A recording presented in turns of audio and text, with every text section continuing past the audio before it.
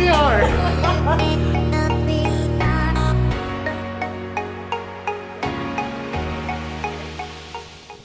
Hey guys, welcome to the Weekly Talkthrough, brought to you by Katie and Matt of the Daily Walkthrough, going through the most important news in gaming and esports last week. Of course, it is now officially E3, which is very exciting.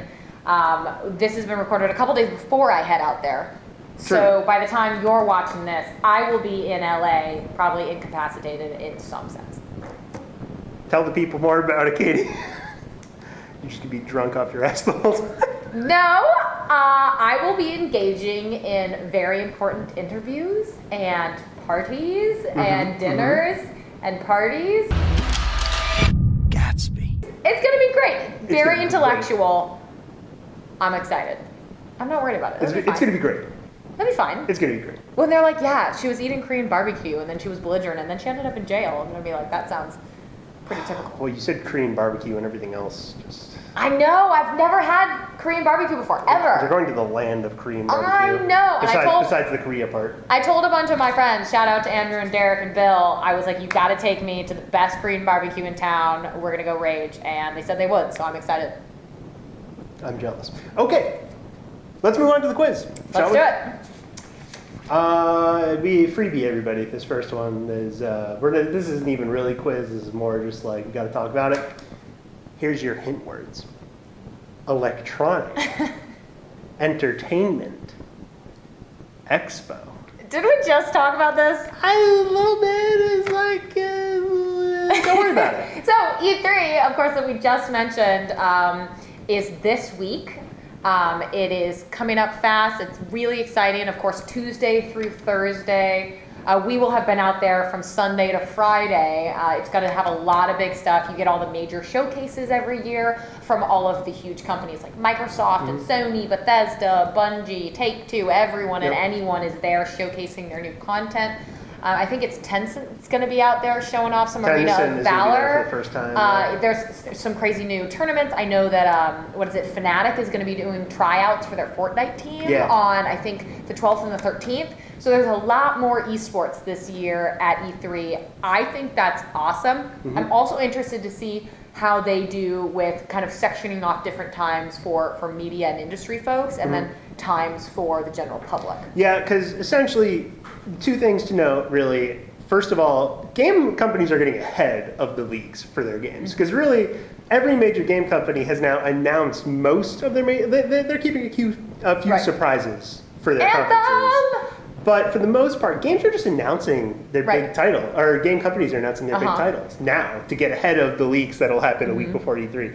Interesting new strategy for this year. The second thing is, E3 really is embracing esports this year. 2 years ago, it was sort of like E3 esports question mark. And right, like here's a little spattering of it. And now we've got the Coliseum and Arena of Valor, and we've got the Smash tournament, I think. We've got so many things that are all esports. I love it. I think it's great. Yeah, it's like 2 years ago, question mark. Last year, period, they were like esports. Yeah. And then this year, they're like esports with an exclamation point. So it's great. And of course, we have Ninja is going to be co-hosting with Jeff Keighley for YouTube Live from E3. How many views is that going to have? Yeah, a lot, I imagine. But yeah, so there's a lot of content. Stay tuned. We will be there, and it will be hopefully an awesome time. Here we go. First actual question. Okay, we sort of got that first thing out of the way. All right.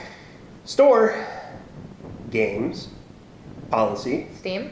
Yeah. Okay. Steam. So Valve has had an interesting last 2 weeks, give or take. So that's one way of putting it. Right, in the wake of the really tragic Texas school shooting, Valve... Well, not the Texas school shooting game, but the game. That had people, So after that happened, Valve came under fire for a game that was scheduled to be released on Steam, of course, which they own, that was a school shooting simulator where you could play either as the cops trying to stop a school shooter or as the school shooter themselves. Funny enough, which all the mainstream outlets, that was the only thing they seemed to focus on. It was still a fairly crass game in very poor taste. Timing was clearly awful, not that anyone could have planned that, but Valve took it down. It's a bit of a yikes. And they banned the developer. Yeah. And since then, they have now come out about, a week and a half after that, and they released an update on their policy for games allowed on Steam. And it's essentially Everything. everything is allowed unless it's, quote, straight up trolling or, quote, illegal.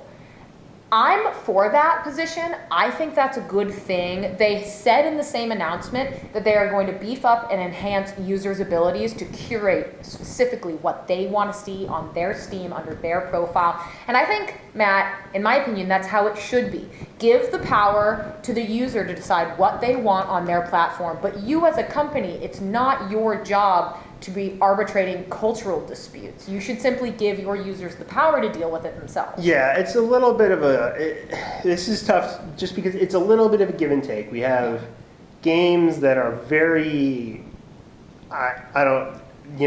mature, Right. like 17 plus content. Tentacle porn. Tentacle porn anime games are the ones that We come all up know a it, lot. guys. Now, a lot of people in the game community want those games to exist, Right. and that's fine. And then we get games from developers who have certain perspectives that a lot of people don't agree with, either historical fiction in some Right. sense.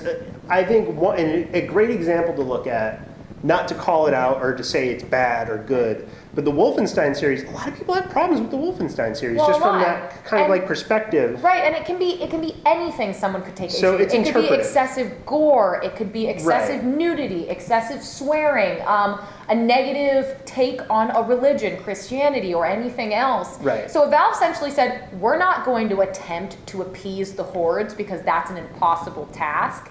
We are just going to give you the power to do what you want to do, and unless it's illegal or straight up trolling, then they will intervene. Yeah, and I think honestly, And we'll one just of have the to see other- how it plays out. Obviously, a lot of people aren't happy about this. We've seen a lot of hot takes. Yeah, and one of the other things to note really is they kept the language in this update or post so really bland. Yeah. Where they're like, obviously we still have Right. they still have the ability to police themselves. They still hold the right to get rid of Right. something if they want to. It's not like they were like, we're never touching our store ever again. They were like, Right. for the most part, we're not touching something unless it's really bad. But they did essentially say, just look, we're going to reassure the developers that Right. they don't have to worry about us coming down with a ban hammer unexpectedly for no reason. And I think they also reassured a lot of their consumers that they won't stifle the content that certain people want to see just because someone else might not like it. Right. But we'll see how it plays out if they stick to that. I think we've got another one. Yes, we do. Let me see if my Okay. on a roll. All right, okay, here we go. Home. 2020. Franchises. Overwatch League. They want to have, Overwatch yes, League. boom, yeah. So they announced that they want, hopefully by 2021, to have 2020. thank you, to have the Overwatch League teams in their respective hometowns. So Philadelphia Fusion in Philly, New York Excelsior in New York, etc. And they're not quite sure. They want to also have traveling, of course. The Think of logistics NFL, are very think of- complicated. Yeah, think of any major franchise sport, like any of them, how Right. they travel to the cities, that same basic concept. They're not totally sure on how it's going to work or who's going to go first or how everything's going to play out, but that is their intention. I think that's awesome. I think it's great to not have everything centered in LA all the time. I think it's really awesome. Obviously, there are problems that are going to have to be solved. Traveling the world's Well, much there'll be different growing than pains, exactly. right. Of course, to London, So- I think Shanghai, Seoul. You've got The there'll be New logistics. York Seoul game is going to be Right. a little bit, that's a 12-hour time gap. Right. So obviously the logistics are more complicated than a traditional sport. What I'm hoping to see, I think personally, is I think my solution would be to essentially give every team a block of games where every team goes to that team's Right. arena. So essentially the Overwatch League is just a mobile thing that moves around every 1 or 2 weeks. That's also not a bad idea. But I yeah, think so that's of course probably the best solution. Yeah, there will be tweaks they'll have to make to make it as pain free for everyone as possible. But Yeah. I really do like that. I think it's gonna grow and help foster a sense of brand loyalty and team loyalty in those respects. Take 2. So we got cut off because I can't shut my mouth. So this is take 2 where we don't talk for another 6 minutes when we don't even realize it's recording. This is what happens when Austin's out behind the camera to be like, guys, something's wrong. Austin, what the Blame you. You're fired. You're fired! Huh? But All right, well, let's move on. Of course, as we were saying when we got cut off, I think it's a great idea that they're planning to move these teams to their respective states and towns. That is an excellent summary of what I think we almost just talked about already. Yeah, I'm just summing it up. It's got caught. So anyway, that's a summary of, the blah, blah, blah part. Yeah, TLDR, Overwatch League, home teams, away teams. Yay! Okay, here we go. Next one. I'm going to pretend that you didn't already tell me this. So hit me, I'm ready. You didn't even, the worst part is you didn't get it. I know, but they don't even know that. I could get a perfect score and no one would know any better. She didn't get a perfect score. How about them apples? Boom, laying down the law. Well, you don't Don't know. give it to her, Josh. Okay. Well, whatever. Let's just talk about it. Let's just talk about it. I don't know why we're still pretending. So obviously there's a lot of changes. There's a big Symmetra rework coming in. We didn't even introduce the fact that it's Overwatch. It's Overwatch. Okay, so it's Overwatch. We're talking about Overwatch. It's all up, Matt. So, okay, intro All right. it then. Pretend that I got it wrong again. What you just said is one of the most insanely idiotic things I have ever heard. At no point in your rambling, incoherent response were you even close to anything that could be considered a rational thought. Everyone in this room is now dumber for having listened to it. I award you no points, and may God have mercy on your soul. Okay, a simple wrong would have done just fine, but There's a bit of a PTR update for Overwatch, Yes. as said by Jeff from the Overwatch team in a dev update released That I last didn't week. watch.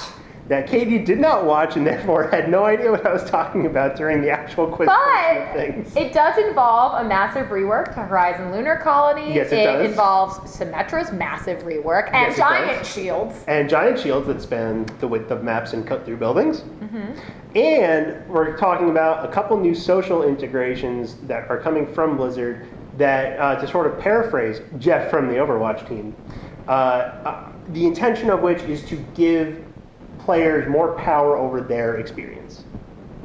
It's like, why can't we be friends? Why can't we be friends? Yeah, Why exactly. can't- Yeah. So step one of this is groups. Is think about the searching for a group subreddit and integrate it directly into the game. That is pretty much what you're getting. Players will now be able to look for other players to play with. You can set specific parameters, so you can preface your group by saying, I am intending to play only with serious players that want to climb. Sorry, Hanzo. See ya. You can also preface by saying, I'm looking specifically to play with a healer main, because I am a DPS main, so I want a healer Mercy, main to what's play up? with me. Angela, you're my girl. So all those things was super cool. Hopefully that solves some team comp issues. I mean, I kind of like it. We'll see how it Yeah. actually plays out. It's always hard to come up with a system, as we've seen in games like League of Legends. It's hard to come up with a system and then see realistically how your player base will react Yeah. and unintended potential consequences of that. So I'll be interested to see the feedback that comes up on Reddit, on the forums, on Twitter, on everywhere else. I just want the next animated short. This is all nice and whatever, but I want more lore. Part 2 of Overwatch social thing happening is endorsements, which is essentially what they are calling their "Are you a good person" system. Think about League of Legends honor system and move it to Overwatch, and that is essentially what we're getting. You can now honor teammates, or endorse teammates, to use the proper word, for A, being a good teammate, or being really skilled, or being good at shot calling, or whatever it is. And these ratings are public, so if you have someone on your team who is a really awesome person, you'll know it. I don't know how to put this, but I'm kind of a big deal. If you have someone on your team that's a really crappy person, you'll also know it, because you can tell people they're crappy, and it will reflect on their Yeah, endorsements. but I mean, the very obvious issue that they're going to run into, Matt, is trolls. Yes, correct. I mean, what they're going to have, and I'm sure they must have the foresight to know this, that, people oftentimes aren't honest or genuine in their actions, that there will be people who just out of spite, or because they're trolling, or because of whatever reason, are going to endorse people or do whatever, or, not endorse, whatever, however the system, they're going to abuse it. And how do you balance out whether something is genuine or not? I mean, I don't know the answer to that. I bet Overwatch development team does. I mean, they're just egotistical, narcissistic guys who are like, I'm right and you're wrong, and they genuinely believe that. They're not even trolling. I mean, So- you realize though, like I can't wait for the first Hanzo main to post on Reddit about how they've been getting flamed so hard in their endorsements just because My they made endorsement is a Hanzo. 1, but I'm the best player in the world, so I don't know what the rest of my team is doing. They're like, insta-lock Hanzo, immediately downvoted. It's gonna happen. Probably it's gonna happen. And that's why I play Mercy. And that's the way the cookie crumbles.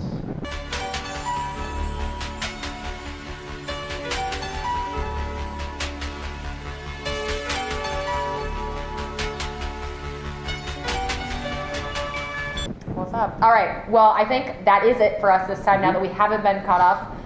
You, of course, again, will be watching this when we're at E3, so stay tuned for news from us. And yeah, this is Katie and Matt from the weekly, oh no, I that up. Blah. One more time? Blah.